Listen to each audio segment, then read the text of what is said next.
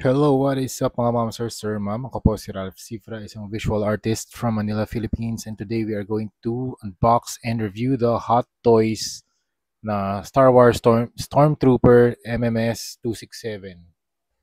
So this is a 1/6 scale na action figure or collectible. Tagal ko nang nabili to, siguro mga few years ago, siguro 2 to 3 years ago. Tapos 5,000, I think 5,000 pesos ko siya nabili sa Facebook Marketplace. Thank you very much, seller from Facebook Marketplace. Ganda naman yung condition. Nakala ko nga nagfi-flake na yung ano niya, yung inner na cloth niya. Hindi naman pala. Okay? Kasi kung nagfi-flake na, okay pa rin sa akin kasi gagawin naman nating battle damage. Pero ang concept natin dito, gagawin nating Punisher mamaya. Okay, kaya i-review na muna natin. Tapos, para makita natin yung capabilities ng figure, and then custom repaint na natin. So this stands around 12 inches tall.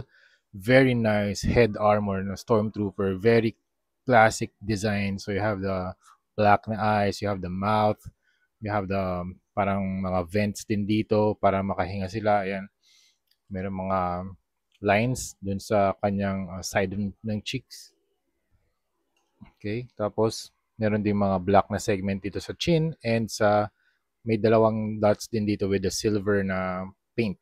Very nice paint job, grabe. Ang ganda talagang gumawa ni Hot Toys ng mga na 1/6 scale. Actually, very nice and shiny na white plated na mga armors.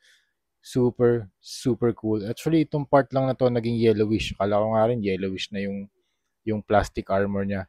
Meron lang siyang konting scuff din dito. Hindi ko sure kung mabubura to eh. But, ayan.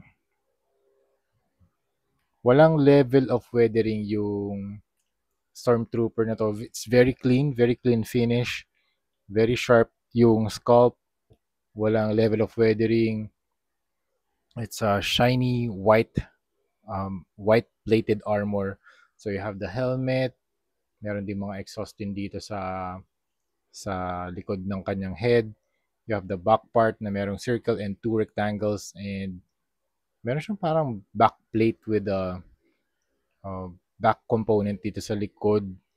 Tapos, attach siya with a parang para siyang ano eh, para siyang straps, para siyang rubber straps na nag-hold dito sa mga armor plates. Yan. Okay? Na-stretch. Okay? I think for better articulation, kailangan nilang gawin yan. Tapos, ito yung shoulder armor, the bicep armor, gauntlet,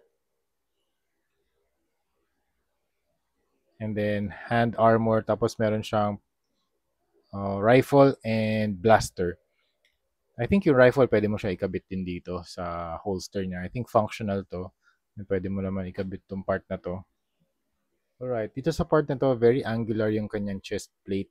Tapos meron siyang mga buttons din dito sa kanyang stomach. So you have the blue, para siyang dark teal, and isa pang blue din dito sa baba. Tapos 1, 2, 3, 4 dots din dito sa other side. So you have mga rectangular components dito sa kanyang belt. 1, 2, 3, 4, 5, 6. Para siyang mga, tawag doon, holster.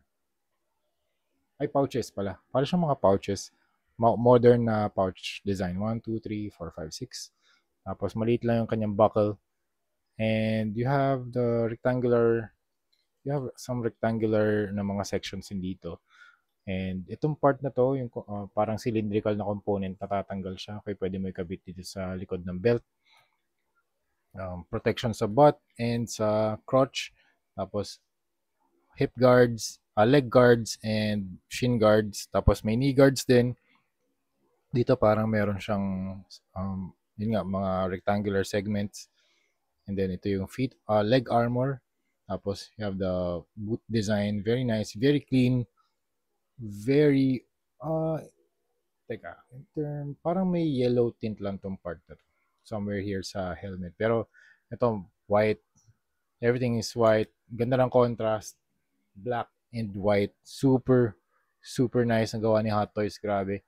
Kung makakakuha kayo ng 5K pababa nitong gantong klaseng action figure, also if you're a fan of Star Wars, get it. Okay? Accessories niya, meron din siyang base. Ito yung base niya. Very nice base. Ito, generic base lang to.